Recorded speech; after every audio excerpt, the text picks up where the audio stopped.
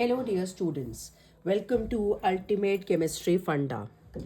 जैसे कि अभी तक हम डिस्कस कर रहे थे अबाउट ऑर्गेनिक केमिस्ट्री, और ऑर्गेनिक केमिस्ट्री में मैंने आपके साथ उसका बेसिक डिस्कस किया, आइसोमेरिज्म डिस्कस किया, एल्केन्स, एल्कीन्स और एल्काइंस के रिएक्शंस और उसके इंपॉर्टेंट की पॉइंट्स डिस्कस करें। अभी तक अगर आपने उस वीडियो को नहीं देखा है तो please go check it and revise it. आज मैं स्टार्ट करने वाली हूँ आपके साथ इसके नया टॉपिक, वो है आपका अल्कोहल्स। अब जब बात आती है अल्कोहल्स की तो आप ये याद रखिए कि हमेशा अल्कोहल्स जो होते हैं आपके वो हाइड्रोक्सिल ग्रुप वाले होते हैं। मतलब जहाँ भी आपको OH दिखाई दे आप समझ जाइएगा कि वो अल्कोहल ग्रुप की प्रेजेंस को शो कर रहा है। ठीक है, इसके बाद मैं आती हूँ इसकी प्रॉपर्टीज़ पर। तो जब हम प्रॉपर्टीज़ की बात करते हैं तो प्रॉपर्टीज़ में सबसे पहले आपके पास आता है इसका नेचर। जब भी आप इसके नेचर की बात करोगे तो ये हमेशा इन्फ्लेमेबल वॉलेटाइल लिक्विड्स होते हैं। ठीक है, याद रखिएगा वॉलेटाइल का मतलब जो इजीली वेपराइज कर जाए। ठीक है, बॉइलिंग पॉइंट की जब बात करेंगे तो बॉइलिंग पॉइंट हमेशा इंक्रीज करता है जैसे ही इंक्रीज होता है मॉलिक्यूलर वेट में। जैसे जैसे इसका मॉलिक्यूलर वेट इंक्रीज करेगा मतलब आपकी कार्बन चेन बढ़ती जाएगी, कार्बन का नंबर इंक्रीज करता जाएगा। तो आप ध्यान रखना कि वहाँ पर जब स्ट्रक्चर में आपको इंक्रीज देखने को मिले तो वो आप कह सकते हो कि इसका बॉइलिंग पॉइंट भी इंक्रीज करेगा। जब बात आती है सॉल्युबिलिटी की तो ये सॉल्युबल होते हैं वाटर में भी और ऑर्गेनिक सॉल्वेंट में भी। ठीक है, दोनों में सॉल्युबल हैं। इसके बाद डेंसिटी की बात आती है तो इथेनॉल जो होता है वो हमेशा लाइटर होता है देन वाटर। अब आपके सिलेबस में दो टाइप ऑफ अल्कोहल्स हैं जिसमें आप देख सकते हो डिफरेंट कमर्शियल फॉर्म्स है इथेनॉल की। तो सबसे पहली फॉर्म जो आपके पास आती है वो है डीनेचर्ड अल्कोहल, जिसे आप कहते हैं मिथाइलेटेड स्पिरिट। ये वो इथाइल अल्कोहल है जिसमें 5% आपका मिथाइल अल्कोहल होता है, कलर्ड डाई है और कुछ पिराडीन इसके अंदर प्रेजेंट होता है। ठीक है, तो ये इथाइल अल्कोहल है जिसमें 5% आप मिथाइल अल्कोहल डालेंगे, कलर डाई और कुछ पिराडीन इसमें प्रेजेंट होगा। आप इसे आप यूज़ कहाँ करते हैं भाई? इसे यूज़ करते हैं हम इंडस्ट्रियल एप्लीकेशंस में बेसिकली। इसके बाद जो दूसरा आपके पास आता है वो है आपका स्प्यूरियस अल्कोहल। ये एक इलिसिट लिक्विड है जिसे आप कैसे बनाते हैं? इम्प्रॉपर डिस्टिलेशन से। इसमें बहुत ज़्यादा अमाउंट में मिथेनॉल होता है अल्कोहल के साथ मिला हुआ। इसे आप यूज़ कर सकते हैं कहाँ पर? जो वार्निशेस एंड पेंट्स आप घर में कराते हैं या कहीं भी कराते हैं तो वो पेंट एंड वार्निशेस में आप इसे यूज़ करते हैं। तो जब हम दोनों की बात करते हैं तो यहाँ पर ये वाला आपका इंडस्ट्रियल एप्लीकेशन में काम आता है। इसमें मिथाइल अल्कोहल की प्रेजेंस है, पिरिडीन की प्रेजेंस है। ये वाले अल्कोहल में आप देख रहे हो कि मिथेनॉल की प्रेजेंस है एंड आप इसे यूज़ करते हो पेंट्स में एंड वॉनिशेस में। तो ये तो बात हो गई अल्कोहल्स की कि आपको बस ये याद रखना है कि ये वॉलेटाइल लिक्विड्स हैं, इनका बॉइलिंग पॉइंट इंक्रीज करेगा जब आप मॉलिक्यूलर वेट को इंक्रीज करते हैं। इसके बाद जब आप सॉल्युबिलिटी की बात करेंगे तो ये सॉल्युबल है वाटर में भी और ऑर्गेनिक सॉल्वेंट में भी। और आपके पास यहाँ पे दो तरीके के अल्कोहल गिवन है तो आपको ये ध्यान रखने हैं।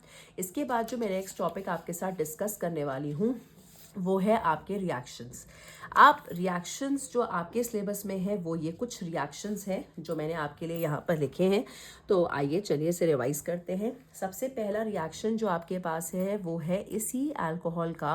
अगर आप रिएक्शन कराते हैं किसी भी, आपके पास अल्काइल ग्रुप लिया, वहाँ पे आपने ले लिया यहाँ पर X जो है वो आपका ब्रोमीन हो सकता है, क्लोरीन हो सकता है, एनी वन। तो आप क्या करेंगे? इस रिएक्शन को जब आप एक्वस KOH के साथ कराएंगे बॉइलिंग के साथ तो आप देखेंगे कि यहाँ पर जो ये ROH है मतलब आपका अल्कोहल बन जाएगा और K के साथ हैलोजन बाहर चला जाएगा। तो ये मैंने यहाँ पर ही आपके लिए एग्जाम्पल लिए हुए हैं कि आपके पास कोई अल्काइल ग्रुप है, साथ में आपका ब्रोमीन लगा हुआ है।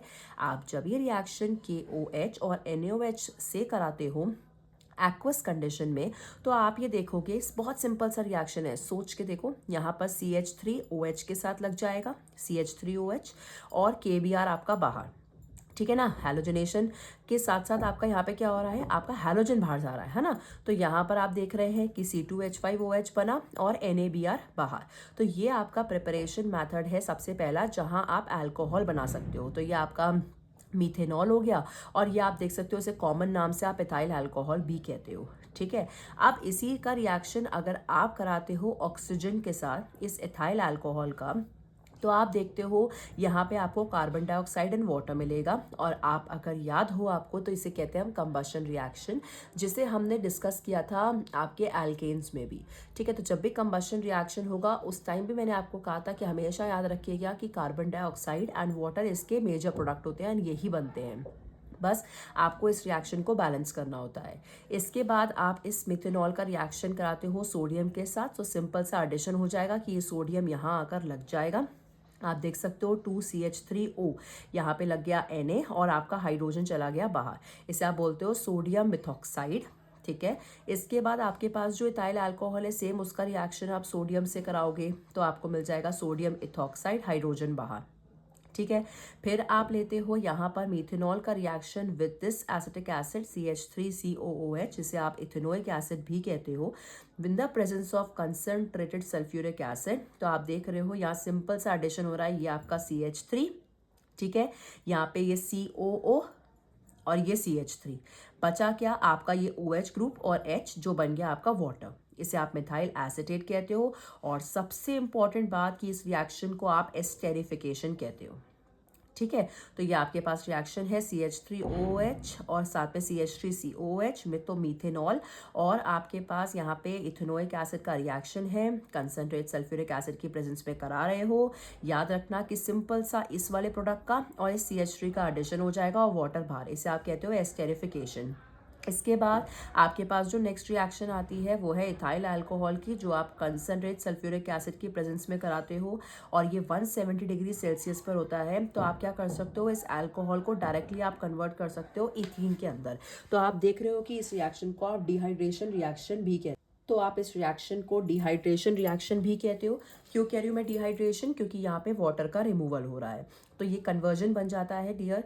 जैसे आप देख सकते हो कि आपका इथाइल अल्कोहल डायरेक्टली कन्वर्ट हो रहा है आपकी इथीन में। ये काम किसके प्रेजेंस में हो रहा है, आपका कंसनट्रेट सल्फ्यूरिक एसिड की प्रेजेंस में। और ये सेम रिएक्शन आपने एल्कीन्स में भी की है। ठीक है, सो ये सिंपल सी रिएक्शन है, बहुत सिंपल सी रिएक्शन है। अगर आप एनालाइज करके लर्न करोगे तो रिएक्शन लिखने में कभी गलती नहीं होने वाली है। ये कन्वर्जन्स की फॉर्म में भी आती है एंड कंप्लीट द फॉलोइंग की तरह भी आती है। सो फिर मैं एक बार क्विक रिवीजन देती हूँ आपको कि यहाँ आप देख सकते हो कि ये K या फिर Na के साथ आपका ये Br चला जाएगा बाहर एंड यहाँ पर OH ग्रुप आपका आके अटैच हो जाएगा। जब आप बात करोगे कंबशन रिएक्शन की तो कार्बन डाइऑक्साइड एंड वाटर इसके फिक्स प्रोडक्ट होते हैं। यहाँ पर आप दो इस रिएक्शन में दोनों में हाइड्रोजन को बाहर निकाल दीजिए, उस Na को ज्वाइन करा दीजिए CH3O ग्रुप के साथ। एंड लास्ट रिएक्शन में जो है ये एस्टेरिफिकेशन रिएक्शन है, बहुत सिंपल है। सिर्फ यहाँ से OH और यहाँ से H वाटर का रिमूवल करा दीजिए और बाकी आपका CH3 हो गया। यहाँ पे COO CH3 यहाँ आके साथ ज्वाइन कर जाएगा। देखिए CH3COO ये लगा आपका एंड CH3 ग्रुप ये हो गया और आपने बाहर निकाल दिया वाटर। इस रिएक्शन को आप कहते हैं एस्टेरिफिकेशन, जहाँ पे आपके पास एक अल्कोहल है, एक कार्बोक्सिलिक एसिड है, कंसनट्रेटेड सल्फ्यूरिक एसिड की प्रेजेंस है, तो आपने करा दिया एस्टेरिफिकेशन। आप यही अल्कोहल आपके पास यहाँ गिवन है जहाँ आपने डाला है concentrated sulphuric acid 170 degree Celsius पर, तो आपको इथीन मिल गया। तो ये आपका डिहाइड्रेशन रिएक्शन है और आप इसे यूज कर सकते हो for the conversion. Okay, now इसके बाद आपके पास जो लास्ट टॉपिक रहता है वो है इसके यूजेस ऑफ इथाइल अल्कोहल। अब इथाइल अल्कोहल के यूजेस के लिए अगर हम बात करते हैं तो यहाँ पर आप क्या कर सकते हैं कि सबसे पहला तो ये एक बहुत अच्छा सॉल्वेंट की तरह काम करता है गम्स एंड रेजिन्स में। उसके बाद आप इसे यूज़ कर सकते हैं थर्मामीटर में, ठीक है, प्रिजर्वेटिव की तरह भी काम आता है, ठीक है। उसके बाद आप इसे फ्यूल की तरह भी यूज़ कर सकते हैं, पाउडर फॉर्म में एंटी फ्रीजिंग एजेंट की तरह भी काम आता है। अल्कोहलिक ड्रिंक्स में भी आप इसे यूज़ कर सकते हैं। आप manufacturing of these substances like chloroform है, आइडोफॉर्म है ना। क्लोरोफॉर्म का पूरा प्रोडक्ट कैसे बनता है हमने स्टडी किया था एल्केन्स में। अगर वो वीडियो आपने नहीं देखी है तो जाइए और उसे देखिए। कुछ सिंथेटिक प्रोडक्ट्स में भी हम इसे यूज़ करते हैं, जैसे डाइज है, एस्टर्स है, एंटीसेप्टिक्स है, प्रिजर्वेटिव्स है। तो सिंपल सी बात है, आप यूजेस को खुद भी बना के लिख सकते हैं। कंडीशन सेज कि आप बस कॉमन पॉइंट याद रखिए कि जैसे आप गुड सॉल्वेंट की तरह काम आ रहा है, थर्मामीटर में काम आ रहा है, या आपका एंटी फ्रीजिंग एजेंट है, या अल्कोहलिक ड्रिंक्स में डाल रहे हो, या कोई कंपाउंड बना रहे हो, और बाकी आप उसे अपनी लैंग्वेज में भी लिख सकते हैं। This was all about your alcohols.